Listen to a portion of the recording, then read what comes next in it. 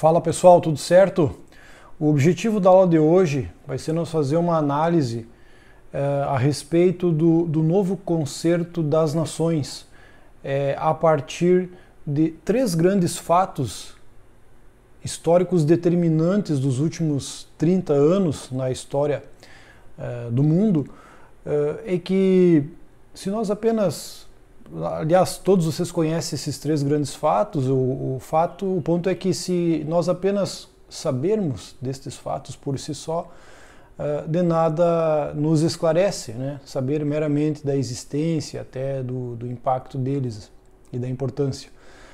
Mas o nosso objetivo aqui é entender como que esses três grandes fatos influenciaram o concerto das nações no mundo nos últimos 30 anos. E o primeiro fato é a queda do Muro de Berlim, ou seja, o fim do bloco comunista e a ascensão, né, e hegemonia dos regimes liberais e a democracia ocidental, como aquilo que Francis Fukuyama famosamente cunhou de o fim da história, né, que a história teria chegado ao seu cume em termos de organização política e econômica, que era, né, a conquista da democracia liberal ocidental diante do seu oponente, o totalitarismo comunista. Então esse é o primeiro fato histórico desse arco dos últimos 30 anos que moldou o concerto das nações, e nós vamos tratar de que forma que isso moldou. O segundo grande fato histórico foi a grande crise econômica americana de 2008, a crise imobiliária que estourou nos Estados Unidos e na Europa, e isso chacoalhou e bagunçou de novo, né, o concerto das nações no mercado internacional. E por fim, o terceiro grande fato histórico foi o Covid-19, né, a epidemia, a partir de março de 2020, e que, de certo modo, ainda a gente está vivendo os seus efeitos de forma ainda bastante presente. Foram realmente três fatos que foram condicionando, moldando o concerto das nações, e é sobre isso que eu quero falar. A gente começa com o primeiro, que acabou consolidando a hegemonia de uma ideia de globalização, de aproximação comercial, interação comercial entre as nações, buscando a eficiência econômica, redução de custos, maior produtividade, maior oferta de produtos a preços mais baratos, o que culminou naquela migração de plantas industriais americanas e europeias para a China, né? Então a gente veio a ascensão do Made in China para todos os produtos industriais, então, americanos e europeus, e muito americano. Então a gente começou a ver os tênis Nike Made in China, tênis Adidas, relógios, produtos high-tech na sequência, Made in China. Esse foi um movimento da globalização aí que se consolida a partir da queda do Muro de Berlim. E ele começa um pouquinho antes, né? A própria China faz o processo de abertura comercial para o mundo, né? Rompendo com aquele modelo fechado do socialismo de Mao Tse-tung, a partir de 78, 79, com Deng Xiaoping. Então, já no início dos anos 80, a própria China resolve se abrir para o mundo e começar a fazer um misto, né? Um modelo econômico misto de controle comunista, com abertura de mercado para um espaço de iniciativa privada, um espaço voltado à exportação, e é aí que, a partir dos anos 90, as plantas industriais americanas migram para os Estados Unidos em busca, né, dessa vantagem competitiva que a China oferecia, que era uma mão de obra imensa e barata, em que os produtos foram produzidos em larga escala, com preços cada vez menores, o que acabou também acontecendo em um processo deflacionário, né, de produtos no mercado mundial. Isso vai culminar agora nos nossos tempos com o reverso dessa medalha, que é um processo de o que já foi chamado de desglobalização. E isso começa com a grande crise econômica de 2008, é o estopim, ainda que de forma mais gradual, tímida, né? Mas o Covid-19 consolidou o processo de desglobalização, em que os países não querem mais saber de priorizar a redução de custos a qualquer custo, produzindo em qualquer país do mundo, notadamente a China. Então isso, todos vocês sabem disso. E os países estão, não diria se fechando, mas se reposicionando no concerto da economia global. E é esses três grandes fatos que eles servem muito bem, de forma muito didática, como fatos que remodelaram a conjuntura econômica e política global, e agora nós estamos vivendo há alguns anos esse modelo de desglobalização assim, oficialmente instalado. Isso culmina, inclusive, num outro fato recente dos últimos 2 anos na economia mundial, que é a volta da política inominável, segundo o FMI, de muitos anos atrás, né, que uma política que ninguém ousava citar o nome, que é a política industrial.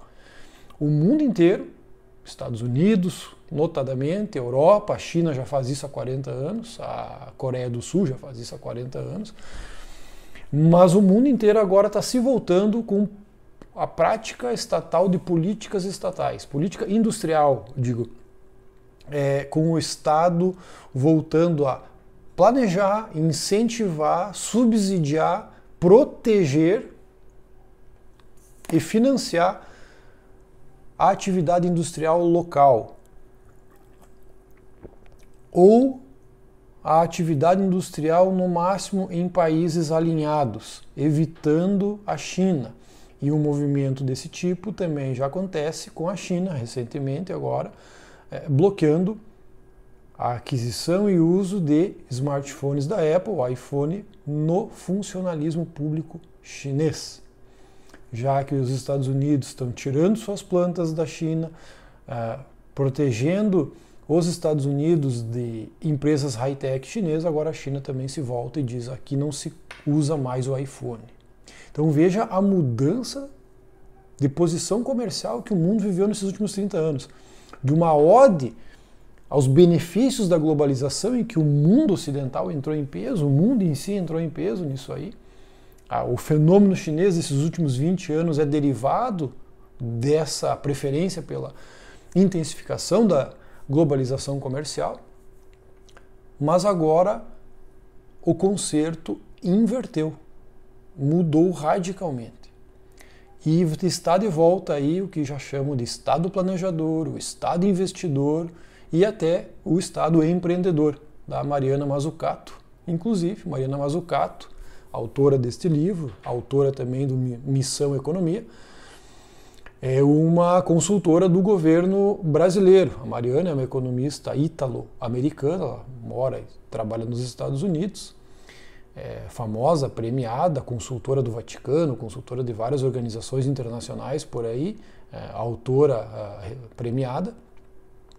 Ela está prestando consultoria para o Ministério da Indústria e do Desenvolvimento aqui no Brasil, nesse desenho de política industrial que se lançou em fevereiro desse ano, a nova Indústria Brasil, ou o projeto de neoindustrialização, que consiste justamente na política industrial brasileira, anunciada agora com 300 bilhões de reais inicialmente até 2026 e deve aumentar aí até 2033, que é o prazo desse projeto de programa de governo, né, que se quer um programa de Estado, na verdade, né, que se mantenha.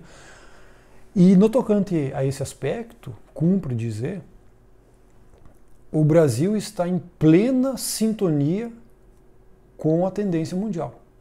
A política industrial, a história em si das políticas industriais no mundo, ela é uma história de inúmeros fracassos, mas é também uma história de êxito em outros sentidos que temos aí na história do desenvolvimento econômico. Podemos citar aí desde Inglaterra, Estados Unidos, Alemanha, Suíça, França, países da Europa como um todo, até Japão, Coreia do Sul, China, mais recentemente, como países que realmente implantaram política industrial como política de Estado.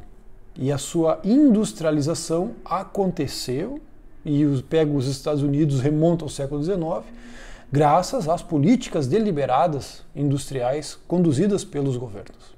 O próprio Brasil, a industrialização nossa a partir dos anos 30, 40, com Getúlio Vargas, com Petrobras, com BNDES, com companhias que surgem na década de 40, e o processo de industrialização acontece no Brasil até os anos 80, ele foi conduzido, financiado pelo Estado, por uma política deliberada de Estado.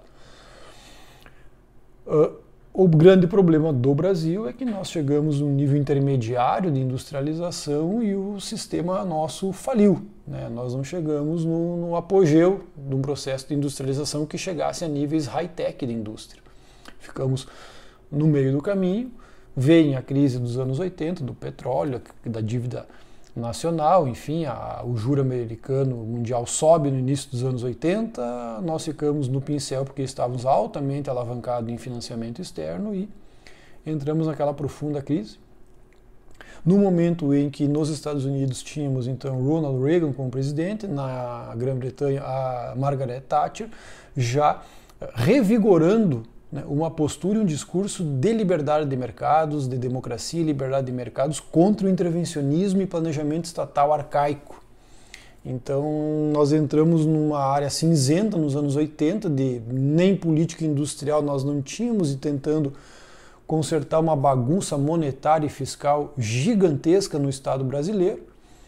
E então, com a queda do Muro de Berlim, com o fim do comunismo ali no partir de 89 e 90, se consolida então uma convicção, um consenso de que a função do Estado agora era se colocar em dia, né, fiscalmente, monetariamente, e deixar mais que o mercado atuasse. E aí entra a ideologia mais forte da globalização, das relações comerciais entre países como um meio para o desenvolvimento, reunido num contexto de políticas macroeconômicas, de controle da inflação, de ajuste fiscal, equilíbrio fiscal, e o mercado deixado mais livremente, tão livremente quanto possível, daria conta aí de fazer com que os países continuassem o seu progresso econômico, o seu desenvolvimento e etc. e tal. Não aconteceu muito bem isso no Brasil, porque o Brasil, desde então, nos desindustrializamos e com isso perdemos muita performance econômica e etc. e tal. Aí alguém pode nos dizer, tá, mas o mundo inteiro se desindustrializou nesse período. É bem verdade, mas o mundo inteiro se desindustrializou nesse período quando eles já tinham atingido o apogeu da industrialização. Eles tinham alcançado a fronteira tecnológica em industrialização, estavam produzindo bens altamente sofisticados. E o processo de desindustrialização se seguiu de uma sofisticação de serviços, do setor de serviços nessa economia, e serviços sofisticados, não estamos falando de garçom e manicure. Então, é um setor de serviços sofisticados que é caudatário de uma base industrial pujante. Diferente do Brasil, que não tínhamos essa indústria mais high-tech, então ficamos no meio do caminho. Coisa diferente aconteceu com a Coreia do Sul, que lá no início dos anos 80 era um país paupérrimo, mas com uma combinação de basicamente política industrial, a abertura ao comércio exterior, o mundo querendo comprar produto asiático, sul-coreano à medida que eles respondiam com produtos de qualidade, etc. A Coreia do Sul continuou se industrializando e se tornando high-tech. Diferente do Brasil, que ficamos para trás nesse sentido. Mas, voltando aos nossos três grandes pilares dessa aula, queda do Muro de Berlim consolida o processo de consenso da ideologia da globalização e da importância dos mercados internacionais cada vez mais próximos, em que a busca por redução de custos era a primazia do raciocínio econômico. E isso foi os anos 90 inteiros, os anos 2000 inteiro, e foi até, em grande medida, a crise do Covid. Embora a partir de 2008, com a crise imobiliária americana, sucedida em 2010 e 2011 por crise dos países europeus, os países começaram a se fechar um pouco mais, até porque as crises acabam sendo, sempre foram fatores de os países se fechar, se proteger, mas não foi com tanta intensidade ainda, mas os sinais já tinham sido dados. Tem um economista e ex-presidente do Banco dos BRICS, inclusive quando era o governo Bolsonaro, o Marcos Troirro, que tem um livro chamado Desglobalização, que é uma série de artigos dele, a partir de 2009 e 2010, que ele está falando desse processo de desglobalização deflagrado pela grande crise de 2008. Então isso já estava acontecendo e muitos analistas observando esse movimento, ainda que ele era mais tímido e gradual comparado à sua consumação com a crise do Covid. Quando o Covid impõe um lockdown, em que as fábricas param de trabalhar, e há um desabastecimento das cadeias de comércio e cadeias produtivas, o mundo percebeu que ficar 100% ou muito dependente de outros países era um risco que não vale mais a pena incorrer, e especialmente o fator China. E é sobre isso que com Trump foi feito, e o Biden acelerou ainda mais, né, essa relação, esse corte de relação com China, de dependência, sobretudo, dos semicondutores, os chips. O mundo vive desde 2020 a batalha, a guerra dos chips, que é basicamente deixar de ficar dependente tanto de Taiwan, embora Taiwan seja alinhada com os Estados Unidos, ela está ali na mira da China, e a China tem interesse sobre Taiwan. Tem uma luta histórica por Taiwan ser território chinês, etc. e tal. Então hoje no mercado de semicondutores 80% vem de Taiwan. E a China também é responsável pelo encapsulamento, a confecção do chip, o desenho dele é predominantemente americano, a produção em Taiwan, o encapsulamento, enfim, outros serviços do chip é muito chinês. Então, na ausência de chip, que hoje tudo que a gente utiliza, desde eletrodomésticos, veículos, automação industrial, tudo é por chip. Virou um insumo básico de soberania nacional. Hoje as políticas industriais que Estados Unidos, Europa, China, agora o Brasil está fazendo é muito em nome da soberania nacional, do que propriamente redução de custo e coisa do tipo. Então, em nome da soberania nacional, com a experiência do Covid, esses países estão voltando com plantas industriais para seus países, ou, no caso americano, retirando plantas industriais da China e alocando em países alinhados como o México. O México, nesses últimos 2 anos, tem sido o principal beneficiário dessa realocação de plantas industriais americanas, e por motivos óbvios, além de estar do lado dos Estados Unidos, tem uma relação pacífica, é um país alinhado. Então o México já está se beneficiando, e o Brasil pode vir a se beneficiar desse novo movimento americano global, se souber jogar o jogo junto com os Estados Unidos. E eu acho que o Brasil tem todas as condições de fazer isso, independente de ser o PT no governo do país. Acho que esse alinhamento brasileiro é muito possível, e eu espero que isso aconteça, porque realmente isso vai dar um diferencial para o Brasil seguir em frente. Inclusive, a política industrial lançada esse ano pelo governo, ela me parece que tem pouco a ver com as políticas industriais dos governos PTs anteriores. Ela tem um contorno diferente. Eu não concordo que é mais do mesmo. Eu acho que dizer que é mais do mesmo é muito simplista, é de alguém que olhou o nome da coisa e está analisando a coisa pelo seu nome, ainda que, claro, o desenho em si não é garantidor do seu êxito, né? Infelizmente não é assim que a banda toca, e sim, tem riscos de captura, que a gente muito bem sabe, em se tratando de PT Eu acho que esse risco é ainda maior, mas o desenho da política industrial ela está diferente, estabelecida em missões, não em setores. Eles têm metas, eles têm controles e têm punição. Então são 3 elementos que não tinha antes. Isso vai funcionar? A gente não sabe realmente, porque não adianta ter isso nominalmente escrito e não ter uma operacionalização eficaz. Então a gente ainda fica à mercê de ver como isso vai se dar na prática.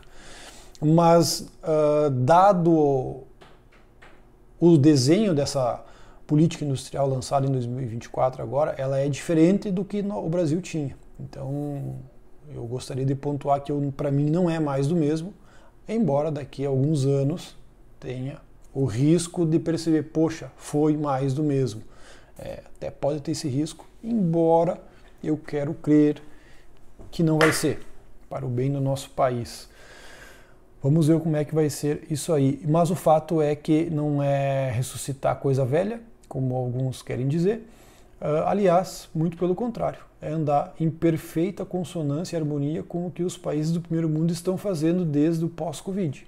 Está aí os Estados Unidos com a política aí do Biden de política industrial, incentivo, apoio, proteção à própria indústria americana, a fim de realocar esse fluxo industrial produtivo nos Estados Unidos. Então, pessoal, eu gostaria realmente de ressaltar que nós estamos vivendo uma outra era. Podemos chamar de era de desglobalização, uma era de rearranjo das cadeias produtivas mundiais, e isso tem um impacto profundo no que vem pela frente no concerto das nações. A pauta da transição energética dá para se dizer que é a linha de frente desse processo, e o Brasil está muito bem posicionado, com uma vantagem comparativa já posicionada. Se nós soubermos aproveitar essa busca por uma energia renovável, economia de baixo carbono, transição energética, nós temos tudo para assim, realmente decolar e transformar a nossa matriz produtiva brasileira. Se isso acontecer, podem ter certeza que vai ter o mérito dessa nova política industrial lançada esse ano, que tem eixos nessa linha e com metas a serem alcançadas e esse segmento incentivado.